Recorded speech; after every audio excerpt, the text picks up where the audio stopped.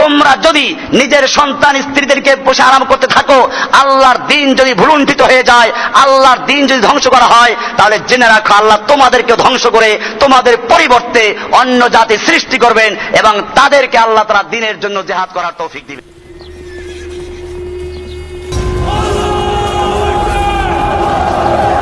আল্লাহ সুবহানাহু ওয়া তাআলা কোরআনুল কারীমের সূরা হজের 39 নম্বরে বলছেন, উযিনাল্লাযীনা ইউকাতালুনা বিআন্নাহুম যুলিমু ওয়া ইন্নাল্লাহা আলা নাসরিহিম লাকাদির। নিশ্চয়ই যাদের বিরুদ্ধে লড়াই করা হচ্ছে, যাদের বাড়িঘর ভেঙে দেওয়া হচ্ছে, যাদের শিশুদেরকে হত্যা করা হচ্ছে, তাদের জন্য লড়াই করার অনুমতি দেওয়া হয়েছে, কারণ তাদের উপর অত্যাচার করা হয়েছে, জুলুম করা হয়েছে।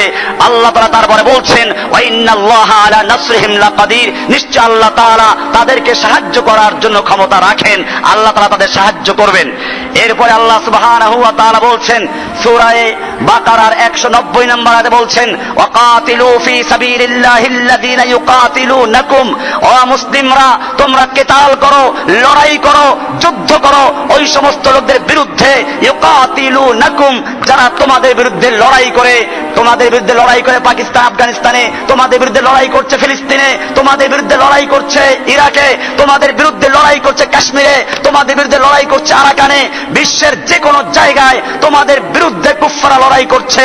ওয়াকাতিলু ফি সাবিলিল্লাহি, তোমরা আল্লাহর রাস্তায় লড়াই করো, যুদ্ধ করো। আল্লাযীনা ইউকাতিলুনাকুম, যারা তোমাদের বিরুদ্ধে যুদ্ধ করছে তাদের সঙ্গে। ওয়ালা তাতাদু, আল্লাহ তাআলা যুদ্ধের হুকুম দিয়ে আবার এই কথা বলছেন, ওয়ালা তাতাদু, খবরদার তোমরা সীমা লঙ্ঘন করো না। ওদের শিশুদেরকে হত্যা করবে না, ওদের নারীদেরকে, অসহায় লোকদেরকে হত্যা করবে না, বুড়া মানুষদেরকে হত্যা করবে না। এই জন্য ইসলাম এই যুদ্ধের ক্ষেত্রেও নীতিমালা নির্ধারণ করে দিয়েছে। সুতরাং কোন মুসলমানরা এই কাজগুলো করে না। বোঝা গেল মুসলমানদের নাম দিয়ে এই কাফের গোষ্ঠী, ইহুদি গোষ্ঠী বাচ্চাদের উপর আক্রমণ করে, নারীদেরকে হত্যা করে, এরপরে আবার নাম দেয় মুসলমানদের নাম। এজন্য মুসলিমদেরকে সাবধান হতে হবে। কোরআনুল কারীমের সূরা নিসার 74 নম্বর বলছে, ফালিয়ুকাতিল ফি সাবিলিল্লাহিল্লাযীনা ইয়াশরুনাল হায়াতাদ দুনিয়া বিল আখিরা। সুতরাং ওই সমস্ত লোকেরা যারা আল্লাহর রাস্তায় লড়াই করে, ইয়াশরুনাল হায়াতাদ দুনিয়া বিল আখিরা, যারা তাদের দুনিয়ার জীবনকে বিক্রয় করে দিয়েছে আখিরাতের বিনিময়ে। এরপর আল্লাহ বলছেন, ওয়ামান ইউকাতিল ফি সাবিলিল্লাহি, যারা আল্লাহর রাস্তায় লড়াই করে, যুদ্ধ করে, ফায়ুক্তাল আও ইয়াগলিব, তারা চাই সেখানে গিয়ে নিহত হয় অথবা তারা বিজয় লাভ করে। আল্লাহ বলছেন, ফাসাউফা নুতিহি আজরান আযীমা, আমি অচিরেই তাদেরকে মহান আজর, মহান বিনিময়, মহান প্রতিদান আমি দান করব। সূরা নিসার 74 নম্বর আয়াত। আল্লাহ বলছেন আজরান আযীমা, কত বড় মহান আজর দিবেন আল্লাহই ভালো জানেন। এরপর আল্লাহ সুবহানাহু ওয়া তাআলা কোরআনুল কারীমের সূরা নিসার 95 নম্বর আয়াতে বলছেন, লা ইয়াস্তাবিল কাঈদুনা মিনাল মুমিনিনা, যারা আল্লাহর রাস্তায় যুদ্ধ করে, ওয়াল মুজাহিদুনা ফি সাবিলিল্লাহি বিআমওয়ালিহিম ওয়া আনফুসিহিম, যারা আল্লাহর রাস্তায় জান এবং মাল দিয়ে লড়াই করে আর যারা বসে আছে, তারা কখনো সমান নয়। আল্লাহ বলছেন, ফাদ্দালাল্লাহুল মুজাহিদিনা বিআমওয়ালিহিম ওয়া আনফুসিহিম আলাল কাঈদিনা দারাজা। আল্লাহ তাআলা ওই লোকদেরকে যারা আল্লাহর রাস্তায় লড়াই করে, মুজাহিদিন, জান এবং মাল দিয়ে লড়াই করে, তাদেরকে আল্লাহ তাআলা ওই সমস্ত লোকদের উপরে যারা বসে আছে তাদের উপরে এক দরজা বেশি মর্যাদা দান করেছেন। আল্লাহ তাআলা বলছেন, আফাদ্দালাল্লাহুল মুজাহিদিনা আলাল কাঈদিনা আজরান আযীমা। আল্লাহ তাআলা মুজাহিদিনদেরকে যারা বসে আছে তাদের বিরুদ্ধে, তাদের বিপক্ষে অনেক বড় আজর দান করবেন, বিনিময় দান করবেন। এরপর আল্লাহ সুবহানাহু ওয়া তাআলা সূরা তাওবার 19 নম্বরে বলছেন, আজআলতুম সিকায়াতাল হাজ্জে ওয়া ইমারাতাল মসজিদিল হারামে, তোমরা কি হাজীদেরকে পানি খাওয়ানো আর মসজিদে হারাম নির্মাণ করা ওই ব্যক্তির মতো মনে করছো?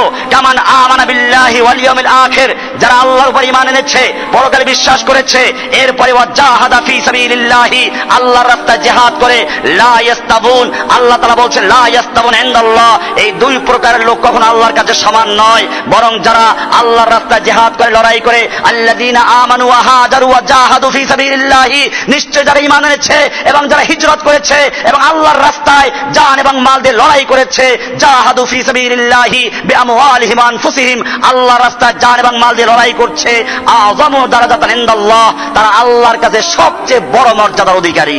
আউলাইকা হুমুল ফাইজুন, এবং তারাই হচ্ছে একমাত্র সফলকাম। আল্লাহ বলছেন তারা সফলকাম যারা আল্লাহর রাস্তায় লড়াই করে।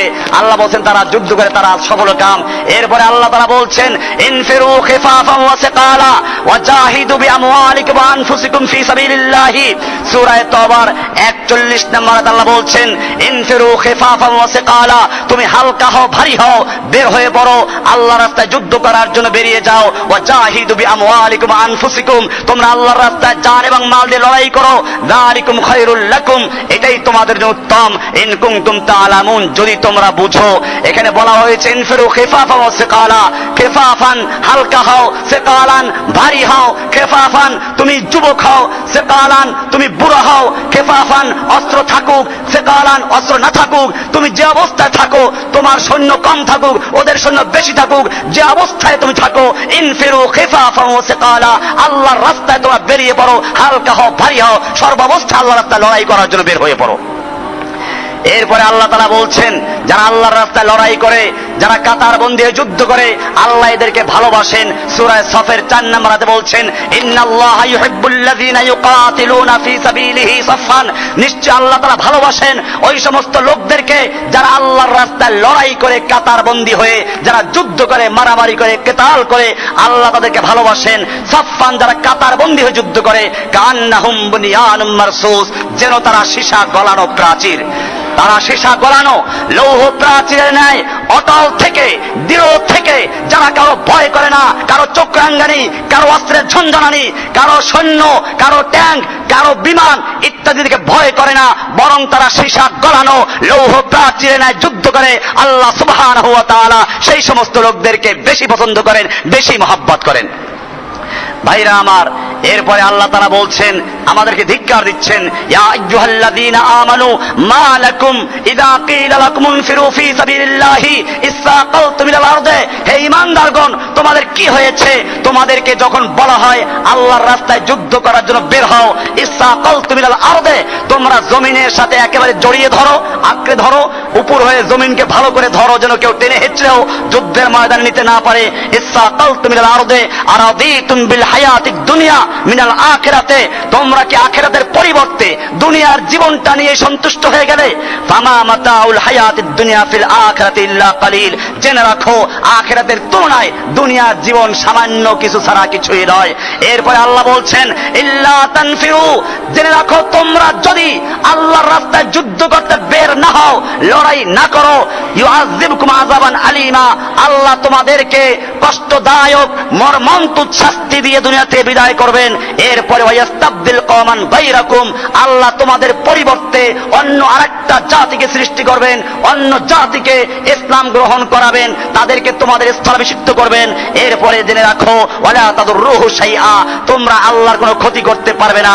আল্লাহু আলা কুল্লি শাইইন কাদির, আল্লাহ তাআলা সব কিছু করার ক্ষমতা রাখেন। কাজে তোমরা যদি জিহাদকে ভুলে যাও, তোমরা যদি নিজের সন্তান স্ত্রীদেরকে বসে আরাম করতে থাকো, আল্লাহর দ্বীন যদি ভুলুণ্ঠিত হয়ে যায়, আল্লাহর দ্বীন যদি ধ্বংস করা হয়, তাহলে জেনে রাখো আল্লাহ তোমাদেরকে ধ্বংস করে তোমাদের পরিবর্তে অন্য জাতি সৃষ্টি করবেন এবং তাদেরকে আল্লাহ তাআলা দ্বীনের জন্য জিহাদ করার তৌফিক দিবেন।